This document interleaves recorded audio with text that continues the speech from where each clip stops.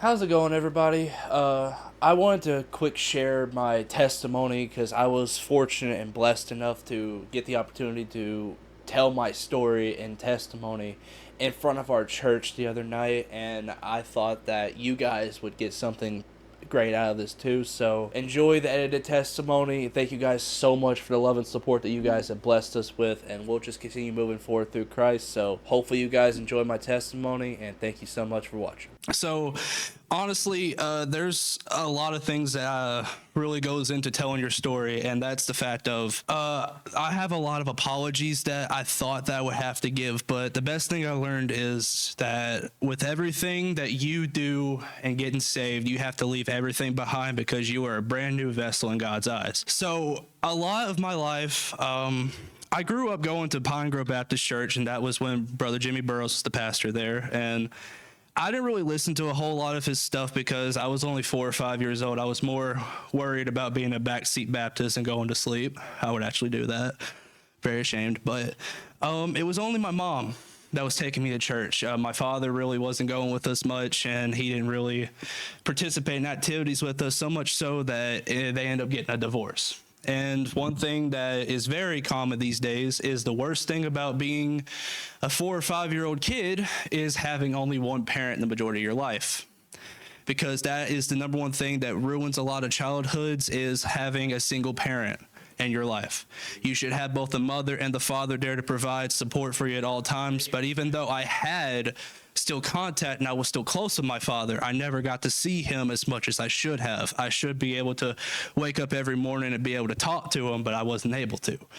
And it was a really rough period going through my life. I had always believed in God. I've always believed in Jesus Christ. I always believed in everything that he wrote about in the book of the Bible, but I never was really living that life. And there's a difference between believing in God compared to actually living for God. And I found that out, but we'll get down to that in a few. So majority of my life, I was just an average kid, just going through the motions, just trying to live my life the best way I could. I was very rowdy, but you guys could obviously tell that probably just by looking at me. I just was kind of just figuring out what I wanted to do with my life, But one thing that I even talked about in the meeting that we just had was because of everything my father struggled with alcohol, constantly just being down on his luck, and that's unfortunately what resulted in my mom and dad having a divorce was because of alcohol. I made a vow at 4 years old that I would never drink and I would never smoke. And that was not because Jesus instructed it to, but because I didn't want to go down the path that my parents and my family in general went down.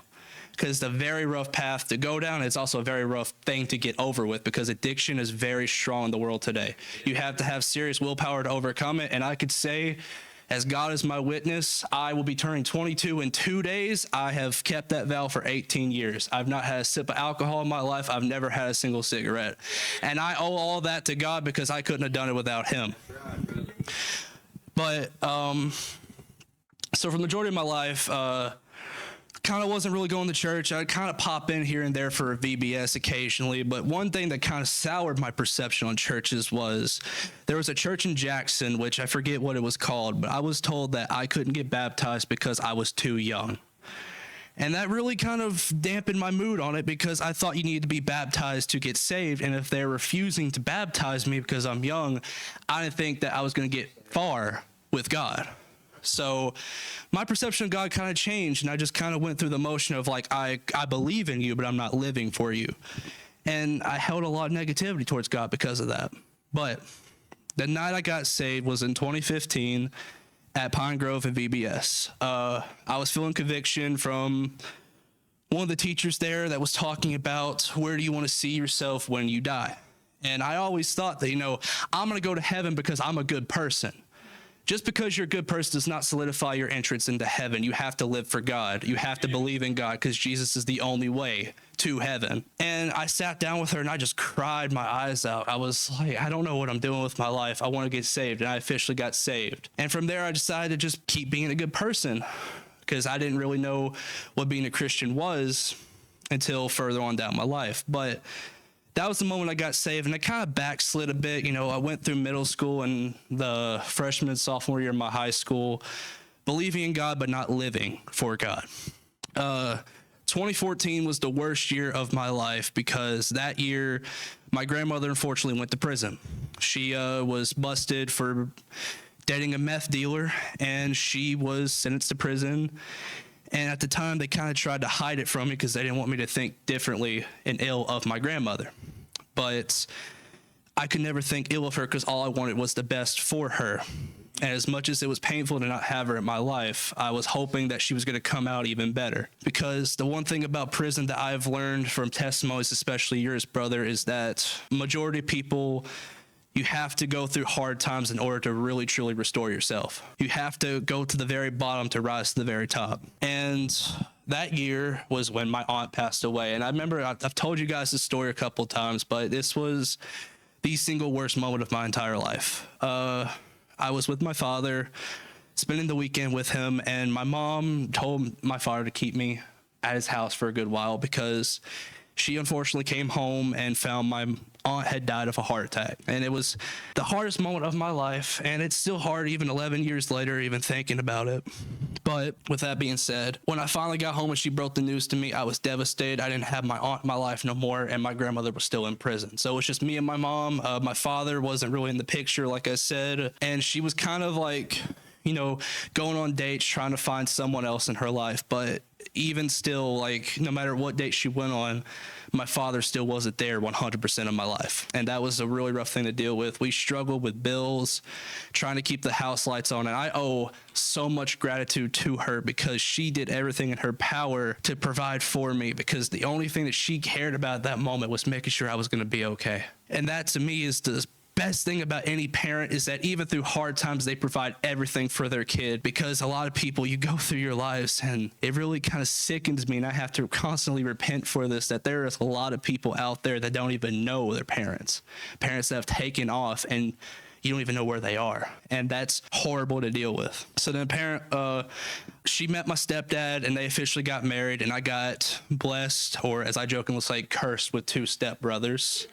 At first, I was because I was a very ignorant and very disrespectful kid back then, and I did so many and said so many horrible things to him, but he truthfully has done so much and provided so much for me that there was a point where after I got saved again, I became an official born-again Christian. I went around to everyone that ever felt I wronged and apologized, and they have all said that, like, you're good, you were just a kid, but it burned a hole in me, because the past will do that, but you have to be willing to let go of the past in order to move forward. But I officially, in 2020, during the pandemic, when everybody was going into crisis because of the word COVID, lots of churches shutting down, lots of people just giving up on their faith because of the word COVID.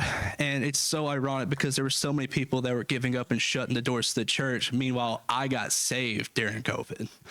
Properly became a born-again Christian whenever Jasmine invited me to VBS, and I just saw the love and comfort. And that's the one thing that Sarah said in her testimony that's so important, is just the love and comfort from each and every one of you, because that's what makes the church. Because it's one of my favorite Casting Crowns songs I don't listen to, that we are the body, and that means that we are the church. And that's the most important thing about it. And from there, I kind of just played being a fake Christian a lot of my years. I felt like that just because I was saved, I could do whatever I want because God blessed me.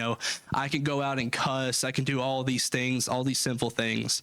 But God, I'm still good with God, guys, because I got saved. But that's not how it works. And I didn't truly realize that until after I went through a very horrible breakup.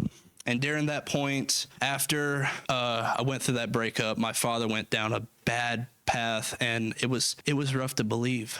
It was rough to believe that the God was still there working with me. But I've said this so many times to so many of my friends, and you're probably going to call me crazy for thinking this, but you want to know the one thing that actually convinced me that God's still working in my life? Non-believers. Because for a fact that if there are non-believers here to doubt you and try to look down on you for your faith, then you're truly doing something good for God. And I didn't realize that until one day I had someone try to mock me for me believing in God. And at first I wanted to be outraged. I wanted to be like, you don't talk about my Savior like that and blah, blah, blah. But it made me think to myself, I really am on fire for God, because nobody had said that to me beforehand. So I knew I was truly lukewarm. But the more and more that happened, I knew I was truly scorching hot flame of fire. But the best thing that happened to me in this church was I officially got called to be a Sunday school teacher. And Brother Doug, God rest his soul, think about him nearly every single day for everything he's provided for me. He just gave me the keys to the kingdom to just be a Sunday school teacher one day, and it just took off from there. And I felt truly called, and unfortunately, he did pass away a few months later, but I feel in a way that he was preparing me, and more importantly, God was preparing him to move forward, because everybody in this church, you all have an expiration date. But before you eventually pass on and before God officially greets you, you have to have works. You have to provide to people. You have to pay it forward, because there is going to be a point where Jeff Todd is officially gone.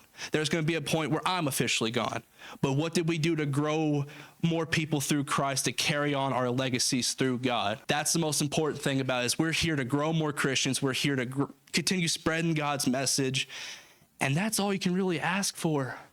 And it really blew my mind at how much I truly needed to know God. Because I'm not going to lie, we're all going to go through tough times. We are not promised to be perfect, but we are promised eternity. And for me, that's just the best way about it, is no matter how much people try to look down on you, no matter how many times that you get mad at that coworker of yours, no matter how much if you get mad when people pull out in front of you in Nashville, not name no names, you just have to say, praise God. And that's all it is for me, because I don't know how to make it clear. We're all carrying a burden here today. We're all going through a battle today. But the best thing about it, and I'm not trying to give away too much of my lesson, but this is going to be my next lesson, and I'm going to title it 3 words, and that's just simply open the door. What does open the door mean? In order to truly receive God, you have to open the door to God to let him officially in. And all it takes is just calling out to him saying, I can't do this alone, because you can't do it alone. You can't carry everything on your own, because if you carry everything on your own, you're going to explode. You're not going to accomplish anything on your own. You have to have people by your side. You have to have support systems in your life. And I never in my entire life, and this is my first closing, believe it or not, this is something that I want everyone here. If there's one thing that you guys can get out of everything I'm saying in my testimony here today, is I was lost, now I'm found. But more importantly, if you would have told me so many years ago when I was in elementary or middle school that this one guy with a big long white beard who loves honey buns and Cokes of all things, he could truly lead me to Christ just by hearing his words and his fire, his passion for God, I would have called you a liar. But that's the beauty of God. He puts so many people in your life to truly get you to where you need to be. And I would be nothing without you guys, but more importantly, I'd be nothing without God. Every single piece of advice you guys have given me, you've been in my shoes before. It's only now that I'm experiencing it because you guys have been there before. And all I can say is we are given so much, but we give back very little. And it's time to start giving back, because if we're not growing more Christians, if we're not spreading the word, then we're wasting our breath. We're just sitting in the back, hoping and praying that God's going to hear our prayers, but we need to truly change something in our life. And that's a lesson I'm still learning to this day. So the moral of the story is, if anybody can be saved, if I can be saved, anybody can. You just have to simply open the door. God bless each and every one of you for being along on this journey, and let's just keep on living life through God.